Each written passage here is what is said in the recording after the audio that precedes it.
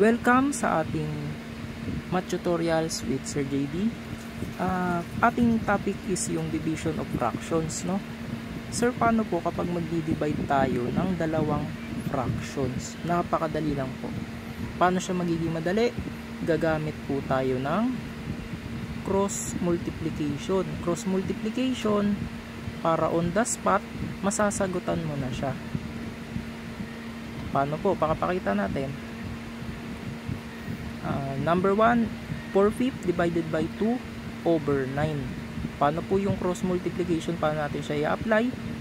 Yung numerator 4, imumultiply mo sa denominator na 9. Ganyan. Cross multiply. Naka-cross lang.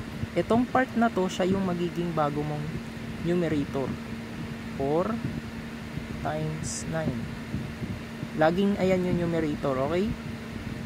Tapos yung nasa baba naman, denominator natin, itong part na to. 5 times 2. Okay? So, isusolve na natin siya.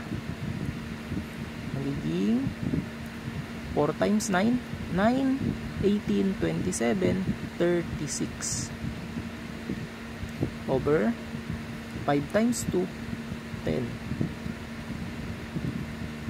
Kung makikita nyo, pwede pa natin siya simplify, no? Pag sinabi pong simplify, papaliitin natin yung fractions. Paano po? I-divide mo numerator and denominator. Yan, numerator and denominator. Dapat, pag isa-simplify mo siya, dapat parehong numbers. So, makikita natin, pwede siya i-divide sa 2. Papaliitin natin, no? 36 divided by 2 is 18. Over 10 divided by 2, 5. Ibig sabihin, ito po yung sagot natin sa number 1. 18 over 5. So, next number natin, magbigay tayo 5 over 8 divided by, gawin natin 4 over 7. Ano ulit? Pag magko-cross multiply, itong side na to, ayan yung numerator. So, 5 times 7, pwede mo na i-direkta yun. Diba? 5 times 7, 35, ganun. 8 times 4, yung denominator. Ulit lang. 5 times 7, 35. 8 times 4, 8, 16, 24, 32. Okay? So, si 35 over 32, pwede pa po ba siyang i-simplify? Hindi na po. No? Ayan yung sagot. Diba? Sobrang dali lang po mag-division of fractions.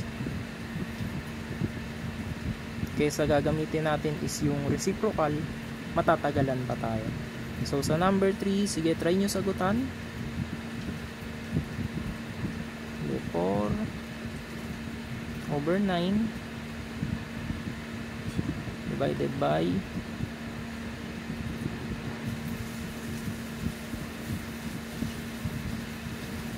5 over 12. Ano ang sagot? O, comment nyo yung sagot. So, dito naman tayo sa naka-word problem na siya. Kasi actually, ang lumalabas sa exam is mga naka-word problem. So, sabi, a police training officer is dividing 3/4 of a liter of disinfectant equally among 1/8 liter bottles. How many full bottles can be filled? So, dito pa lang, makikita natin, pag in-analyze natin is, i-divide niya daw yung 3/4 of a liter equally sa 1/8 na liter ng bottles. Ilan yung mapupuno? So, ito, isusolve natin siya. Ganito siya.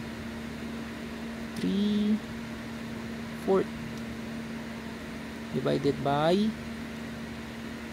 1/8. O sabi natin, cross multiplication.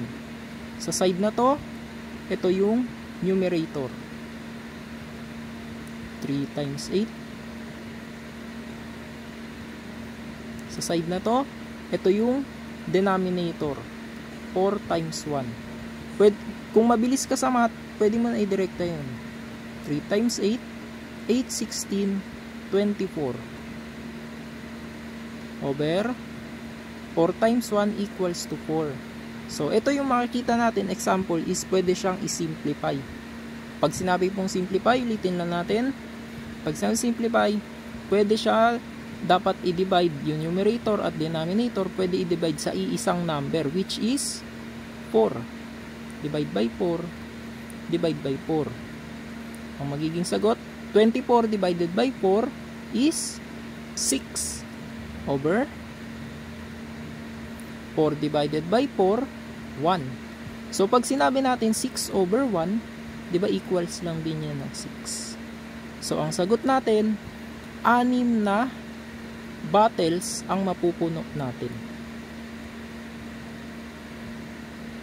Yun lang po, sana may natutunan.